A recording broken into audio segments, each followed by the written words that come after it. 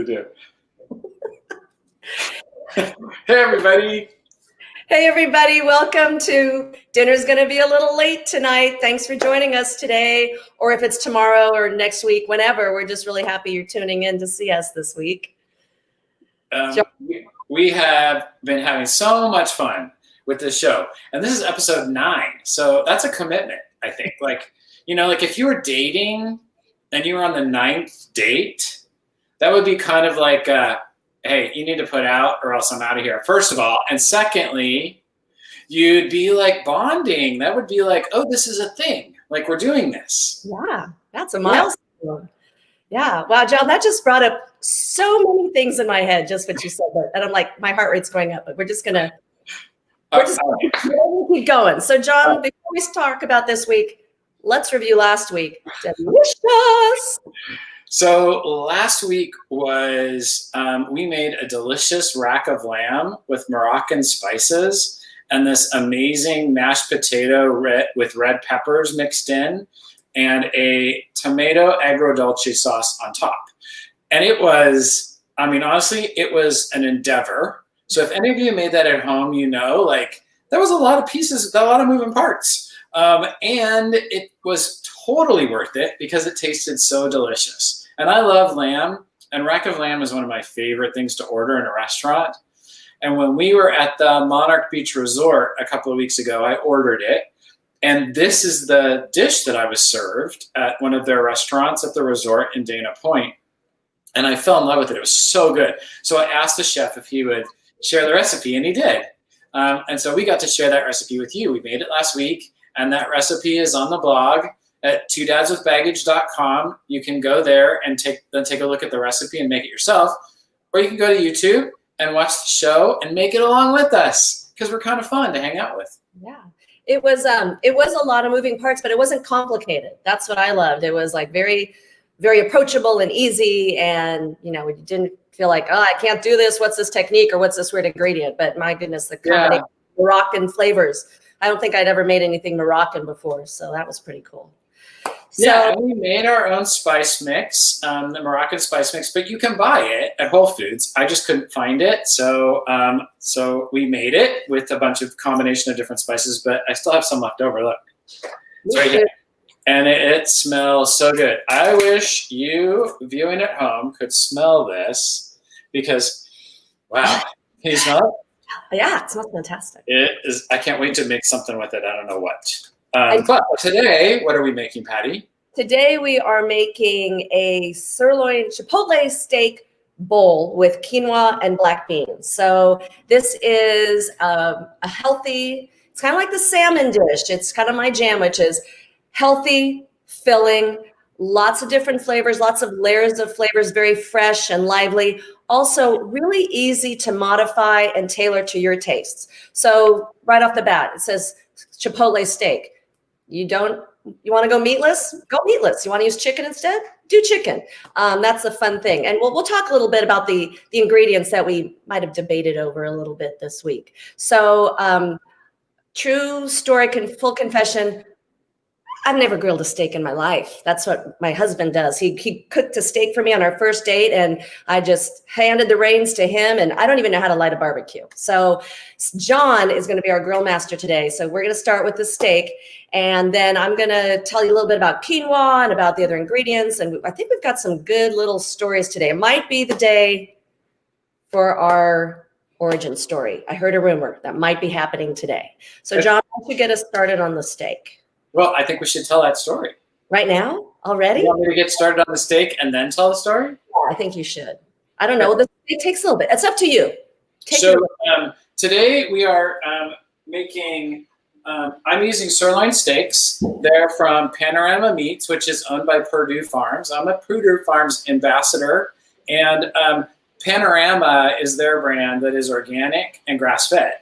So those two things together make for delicious steak. And sirloin is sort of one of those underloved cuts of meat.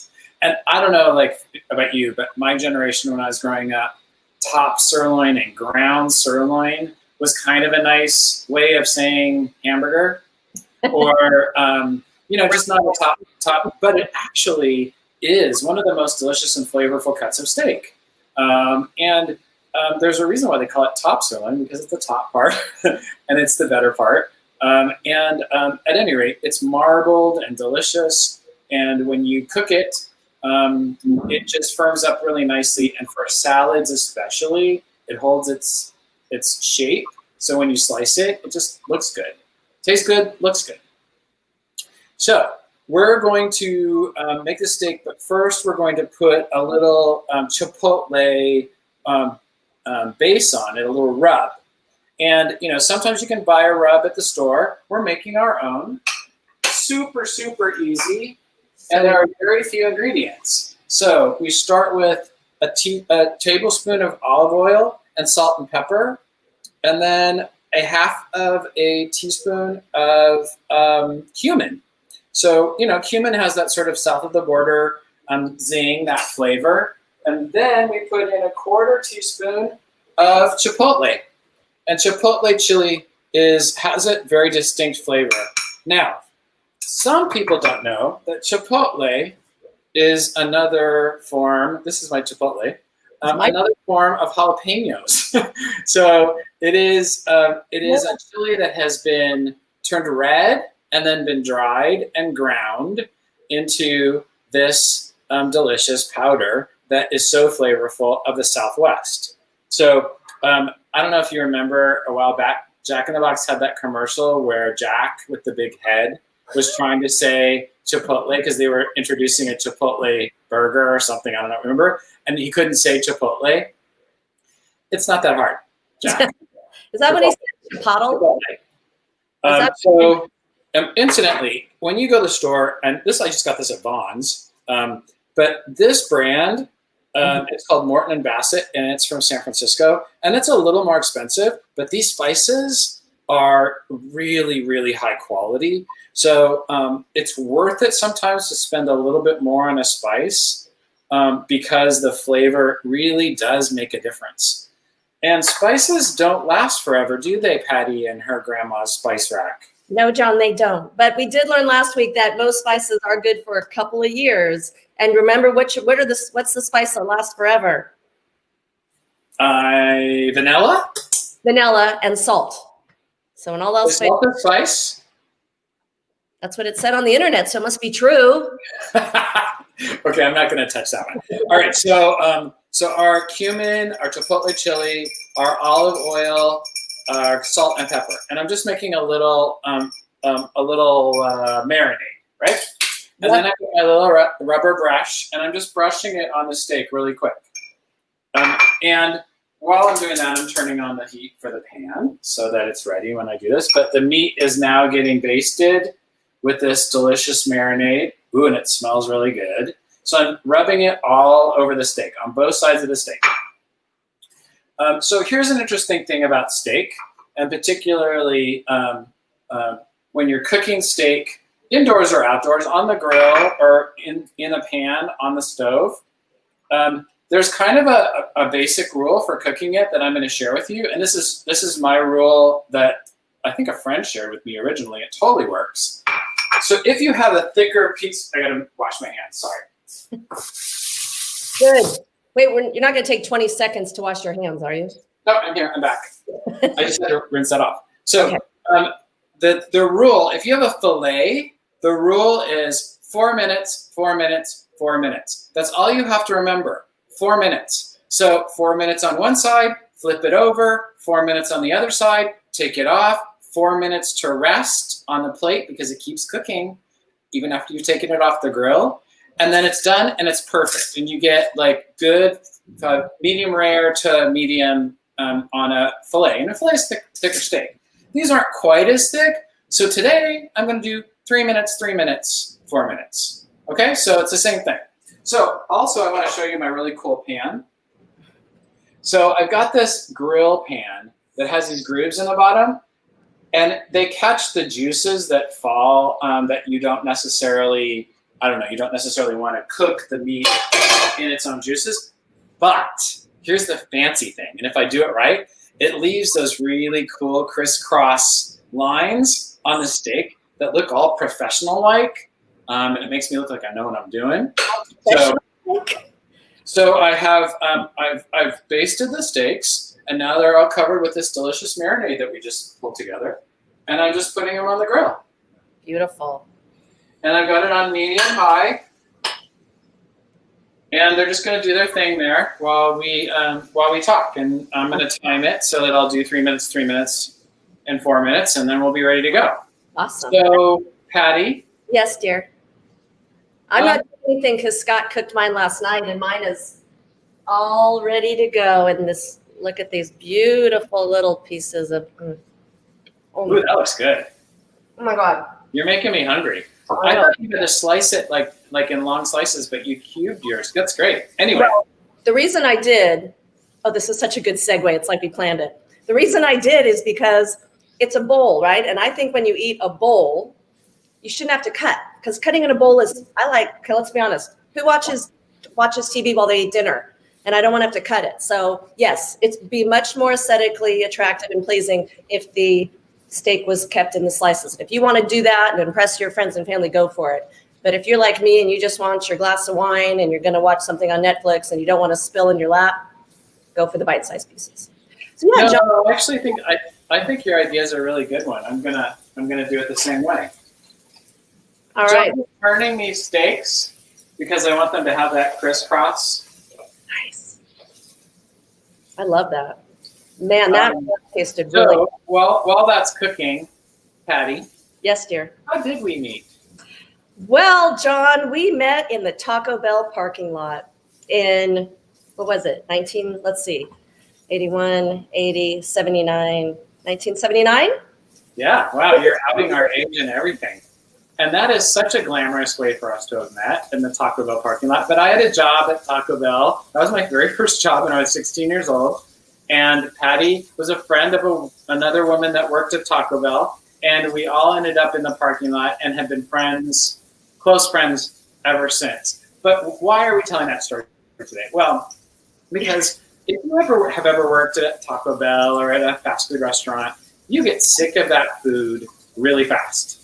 Because you can eat it whenever you want, but you're around it every time you go there. And after a while, those same ingredients can only be put together so many ways, especially at Taco Bell, because you have cheese and meat and beans and vegetables, and that's about it, except for like tortillas, right? So we were constantly looking for ways to come up with new dishes. I'm going to turn my steaks over. New dishes that would give us something new to eat with what we had to work with. And so we would make bowls. And we would make these salads when salads weren't on the menu at Taco Bell, because we were so sick of eating what was on the menu and those sauces and those beans. And hey, guess what? I made those beans when I worked at Taco Bell, and you don't want to know what goes into those beans. Oh, but they're so good.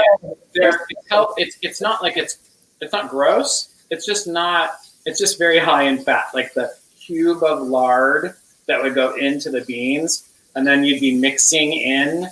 So it's like after you see stuff like that, a couple times you're like, salad's sounding pretty good right now.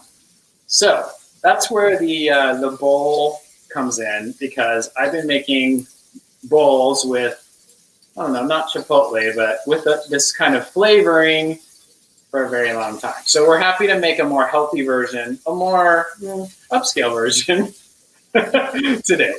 Very cutting edge, John. You were doing bowls before bowls were cool. So John, right. I have a question for you. Well, first of all, you haven't even talked about your uniform at Taco Bell, which is one of my favorite memories, because John was, let's just say, lanky in high school. Lanky? Lanky. Yeah. Skinny. I think I weighed about 120 pounds. Yeah, what's that like? Yes, John looked very, very, very handsome in his Taco Bell uniform, which was kind of refried bean brown, as I recall. Now I know you're lying. It was shit brown, and it was polyester, and I had one of those paper cone hats that I had to wear. It was sexy. It was and he has hair. So imagine my hair on John's head with the paper hat. But John, I have a surprise for you because when we were talking about this earlier today, I started thinking. Now, I remember the first time I saw you, I thought you were so cute because you still are. And I remember seeing you in your uniform. But do you remember what I was wearing the day we met? It was actually the night. I think you were wearing I think you were wearing like your Letterman's jacket. Close. I was wearing a puffy, your cheerleader. Uniform. Oh my God. You still have that? Yes. Does it fit? No. It did. And this was so fancy. Handmade wool.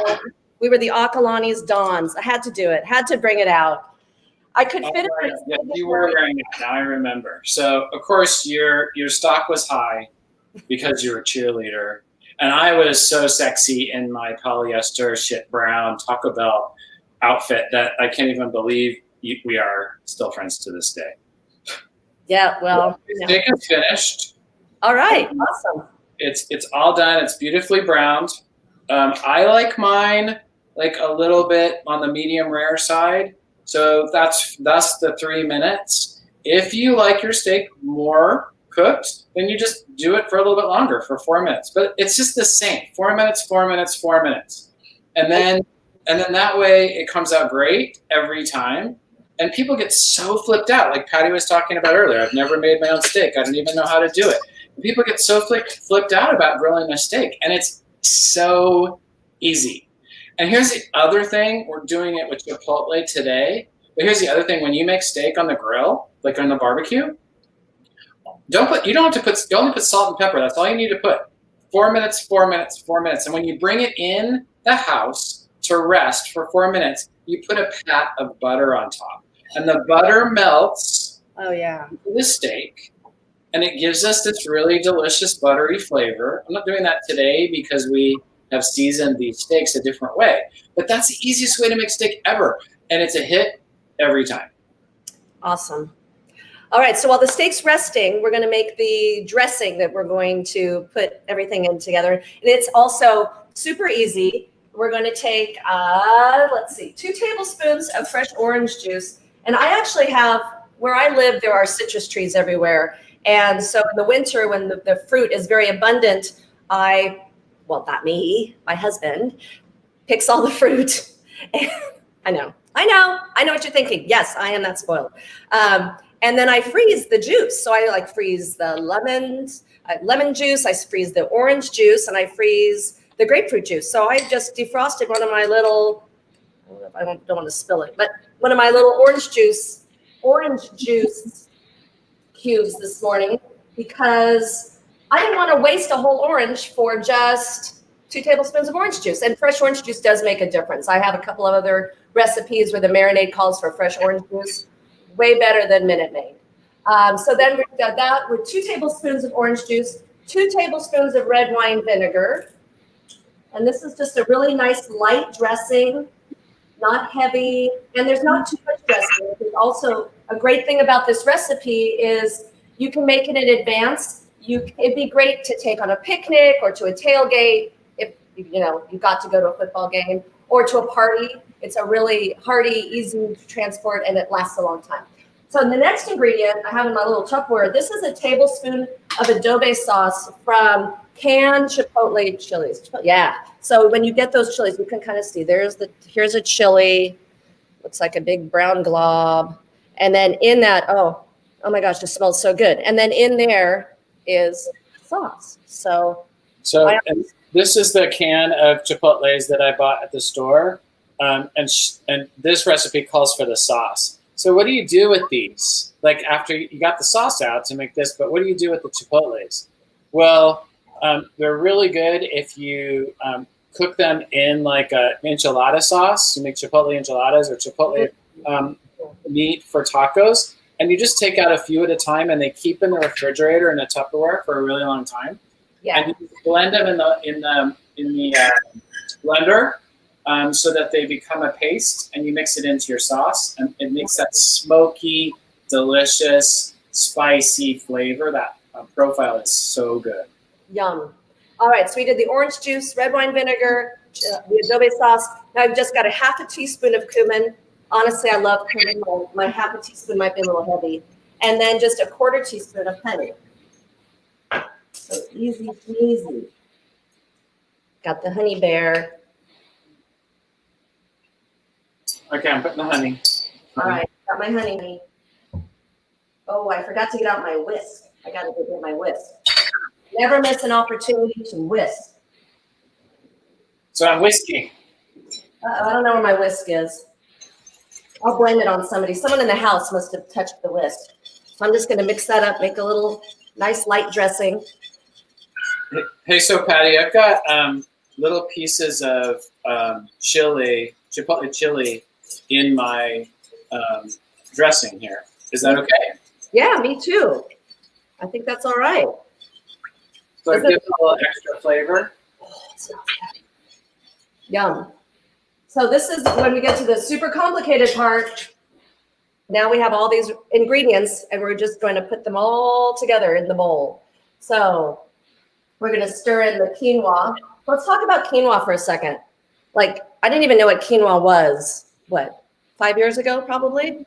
I can thank Sam Sid for that because, when I grew up, it was white rice, right? My dad liked white rice with butter on it. And then my daughter, went to college, explored new things, moved to New York, blah, blah, blah. So now it's quinoa and couscous and farro and all these cool ancient grains that are so tasty. So here's some fun facts about quinoa. If you've never made it, it is super nutritious. It is, you think it's a grain, but it's actually a seed. And it's from a plant in Peru. And it's actually related to spinach. It's a great substitute for rice. Check this out, John. There are 1,800 types of quinoa. And they come in all different colors. So that's why, that explains why yours is one color and I have 3 colors. I have black, red, and white quinoa, right? You could have purple, pink, orange, green, or yellow. In the United States, it's most common is the white or the red. The red is the Incan quinoa. So it's got lots of nutrients. It's a great source of protein. So again, if you're going meatless, you still have a great source of protein in this recipe. Also with the beans, it's gluten-free and it's got all the essential amino acids. It's high in fiber. I mean, it helps you. It's also one of those things that helps you feel full, so you don't eat too much. And here's a fun thing. Let's see if you can't really see this, but when it cooks, the little germ, the little white rings you see when you cook it, I don't think you can see it, but there's little white rings. Oh, there's a good one. And that means when they're done, when you see those little rings, that's the germs separating from the seed, and that's where all the nutrients are, and that's how you know it's done. So kind of like a science. That is fascinating, and I didn't know any of that. And I couldn't even say quinoa until about a year ago. Yeah. It's spelled like quinoa. Mm-hmm. Quinoa. We're making chipotle quinoa today. Yes. So we've got 1.5 cups of our quinoa. And what are we doing? We're putting it in with the dressing? Yep. Just this, like I said, this is where it gets complicated. We've got a can of black beans. And I like to do things like I think I've said before. 1 can, let's throw it in. You use 3/4 of the can, and then you've got like 2 tablespoons left. What are you going to do with them? Throw that in there. Done. We've got a red bell pepper all chopped up nice and little. Nice. I feel like the face of the ingredient wars. Let's see how and then we did some little mini heirloom tomatoes. I like these little heirlooms that they literally look like little heirlooms, all different colors. I couldn't find those.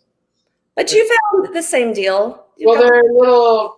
These are like pear tomatoes and cherry tomatoes that are orange and red. But what heirloom? Like, are they actually heirloom, baby? Yeah. Heirloom? Can you see how they've got that variegated? Yeah. Oh, okay. Well, next time. I can't believe there's something in the desert and an ingredient I can find that you can't. It's amazing. Then we've got about 1/4 cup of chopped fresh cilantro. I'm going to throw that in there. And then we've got spinach. So speaking of spinach, the other day, Sam said, hey, Delia. Delia. You're not late to the party, Delia. I'm glad you're here. And being late is totally okay with us. So the other day, because dinner's gonna be a little late. Get it. So the other day, Sam Sid was sitting across the table from me eating some spinach, and she said, "Mom, does spinach ever do this weird thing to your teeth?" And I was like, "Yes." And she's like, "Why?" I said, "I don't know." But so of course I had to find out. So it's actually, there's a phenomenon called spinach tooth. And what it is it's that film that covers your teeth. You're making this up. What? You're making this up. I am not. It happens because the leafy greens of spinach are chock full of, I don't know how to say this one, oxalic acid, oxalic. Sorry, you guys, that's like a thing that we used to say in high school to each other. Honestly, that just came out of my face. So it's almost like tiny fine crystals are floating around in your mouth. So that's what gives that weird feeling and texture. But it's good for you. That feeling and texture is it's full of nutrients, and that's a nutrient, right? Yes. And fun fact, quinoa is also full of this same, can't pronounce, acid. So they have the quinoa plant is actually like a relative of spinach and beet. While you do that, I'm going to cut my steak while you're. So we threw the spinach in, and I think that's everything for now. Is that everything now? Yeah. So then we're just going to mix this all up. No, you forgot the feta. The feta goes on top. Oh. You could absolutely toss the feta in the bowl right now if you wanted to. Absolutely. I kind of like it on top because I like a lot of feta. While John's cutting, let's do our wine pairing for the week. Now, if you know, you might have noticed that I am not drinking my requisite glass of wine, which I feel is sort of, a necessary thing for the job that I'm performing for you. I'm having a little ginger ale today. Felt a little puny. I got my flu shot last night and never had a problem. Well, I've only gotten one other time, but last year I got it, no problems. Got it last night. Kind of woke up kind of feeling a little puny. So drinking ginger ale. But get your flu shot. My doctor said, don't wait. Usually he recommends it later in the year. He says, get them now. So, but let's get back to the good stuff. So wine pairing. So Sam Sid recommends a Tempranillo, which is a varietal of grape from the Spanish region of Rioja. So that would be your red option. It's a hearty, full-bodied red. And for white, she also recommends a hearty, full-bodied white. She says, if you're feeling crazy, find a white Tempranillo. And actually, they're easier to find than you might anticipate. And then if you want to stay, domestic, you want to stay New World, California, of course, John's favorite, not Chardonnay. No. No Chardonnay. Okay, can you see? I don't know if you can see it. Oh, yes, we can. You see how perfectly cooked that is? So that is my secret I pass on to you. 3 minutes, 3 minutes, 4 minutes, or 4 minutes, 4 minutes, 4 minutes. Looks delicious. Thank you, Diane. I do like my internet research. I'm not going to lie. Diane has dubbed me a quinoa spinach dictionary. Patty, Diane. She knows what she's talking about. Yep. So now I'm just going to stir all this together. And one of the things I love about this dish is it's so pretty. The colors are so pretty. And that's why I like using the mixture of tomatoes. You could do a red pepper if you want a yellow or an orange pepper. It's just. So am I just tossing this, Patty? Yeah, tossing. Okay. Now there are some other ingredients that you could put in here if you wanted, right, John? So Patty and I had a whole debate about this, and she was insistent that we leave out onions. And I still don't know why, but who makes a salad like this without onions? So I have green onions that I've chopped up, and I'm going to add these green onions in, even though Patty is not, and she forbade me to do that. But you know what? I'm doing it anyway. And Patty, what was the reason? Okay, just between you and me and hopefully a lot of viewers. Onion breath. Oh. And did you look that up in the dictionary and find out what actually I am married to a man who does not like onion breath. Also, as one gets older, some people, onions upset their tummy. So, but that's, right. that's the beauty of it. I have no judgment on the tummy part. judgment on the onion breath, but I'll let it go. So I put green onions in mine. It's optional. And it'll add another pretty color. So there we've got it. It's all pretty. It's ready to go. Look at that. That looks beautiful. Here. Really, really pretty. One of these days we're going to do that, and the whole thing is just going to. I know, just fall. Oh, Okay, so I'm plating mine now. Okay, me too. So quinoa is like you make it just like rice. And we got all stuck on where quinoa is from, but we forgot to talk about like what it actually is, like how to cook it. Yes, you're right. And again, I was feeling a little intimidated because I have quinoa is not something I do a lot of, and you cook it just like rice. So it's 3 cups of water and 1 cup of quinoa, and you boil it just like you do, and then you put it on simmer, and it soaks up all the water, and you end up with the finished quinoa. It's super easy, 20 minutes and you're done. But I had never cooked it before, so again, like I worked myself up like a person who's never cooked a steak patty. And when I made it, it was like, oh, this is easy. This is easy pie. And it is really cool because like I said, when it's done, you can see those little rings, so you know it's ready. And I am so hungry. So this is looking darn good to me. All right, so then we're just going to. So I'm putting the steak. Put the steak on top, and then some feta. Now the recipe, again, I love feta. So the recipe calls for like a half a cup for the 4 servings. If you want more, put in more. If you want less, put in less. You can also use, what's the Mexican cheese? Cotija. See, that would be very tasty too. That would work with this. And then I've just got some avocado to put on top of that. And we have the avocado on so it look all pretty, or what? Remember, I'm all about function. Mine is cut up into bite-sized pieces. Ready to go. Oh, mine's like all, well, I'll show you. Well, I hope it's pretty. So this is what mine looks like. I think it's Instagram worthy. Oh yeah, see, John, it's the gay thing. His is all pretty and perfect. Mine just is like, eat me, it's time. Ooh, I almost lost it. So there you go. Playing out again. I'm good at display. I think you're better at science. That's good. That's all good. Wait, did you just say I'm better at science? Well, yeah, you're giving us a whole lesson about the vitamins in spinach teeth.